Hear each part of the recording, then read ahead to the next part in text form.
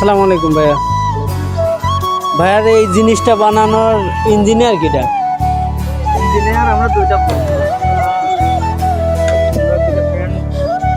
ওই মনে করেন ছোটবেলা থেকে যাই করছে একসঙ্গে করছে, গাড়ি দুইটা তৈরি করছে।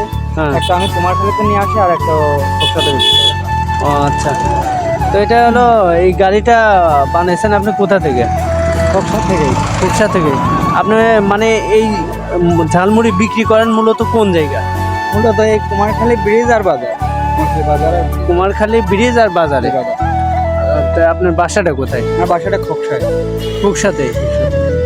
পড়াশোনা কত দূর হয়েছে ভাইয়া? লেখাপড়া 6 পর্যন্ত করছি। ও, তারপরে এই ব্যবসা। তারপরে ঢাকাতে মাইক্রো রঙের কাজ শিখছিলাম। ওইখানে বাড়িতে কিছু আর্থিক অবস্থার সংকটের কারণে কয় ভাই বোন ভাইয়া? আমরা এক ভাই এক বোন।